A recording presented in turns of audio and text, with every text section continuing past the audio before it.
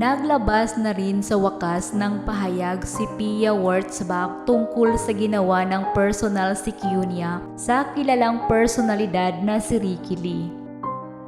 Maraming netizen ang nakapansin nang mapanood ang video kung saan makikitang tila hinarangan ng isang marshal o guard ni Miss Universe 2015 Pia Wurtzbach, si National Artist for Film and Broadcast Arts na si Ricky Lee sa Manila International Book Fair sa SMX Convention Center, Pasay City, kamakailan. Kitang-kita at hagip sa video na hinarangan ng marshal si Ricky matapos nitong kamayan at batiin si Pia na nasa MIBF din para sa launching ng kanyang isinulat na aklat na Queen of the Universe, a novel.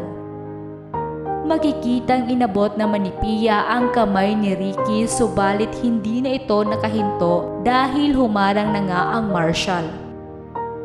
Ayon nga kay Ricky Lee ay hindi kinakailangang senior citizen o national artist ng isang tao upang bigyan ng respeto ng gwardya ang sinumang nilapitan ni Pia at kinamayan sa book fair. Dagdag pa nga nito ay hindi umano maganda ang ugali ng isang gwardya ni Pia na dapat ay hindi ito hayaan na maulit pa.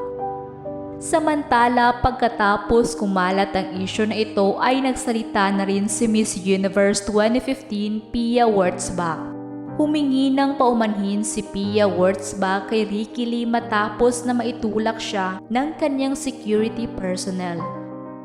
Naganap ang insidente sa pagdalo nilang dalawa sa Manila International Book Fair. Sa Today's Talk segment ng Fast Talk with Boy Abunda nitong Miyerkules, sinabi ni Boy Abunda na nakipag-ugnayan na si Pia sa national artist na si Ricky Lee.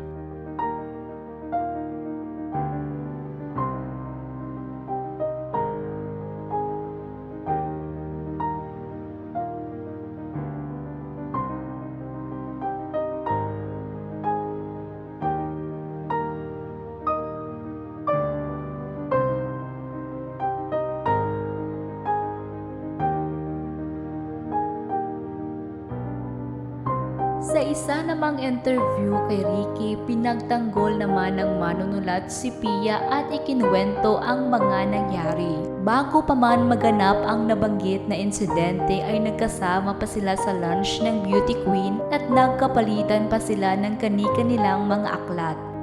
Ang katotohanan niyan, dumalo pa raw si Ricky sa isang programa kung saan magsasalita na si Pia. In-acknowledge pa raw siya ng host at ng audience at nagbigay-pugay pa sa kanya.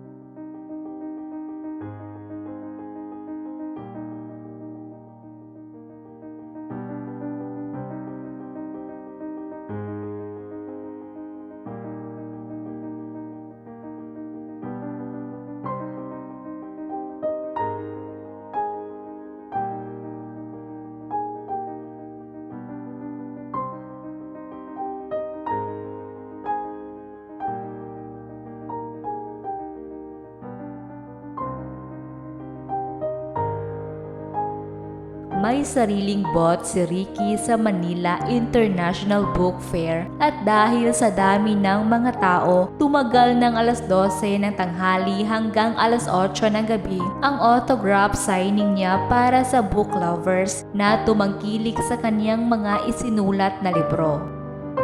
Tinanghal na National Artist of the Philippines for Film and Broadcasting Arts noong nakaraang taon si Ricky.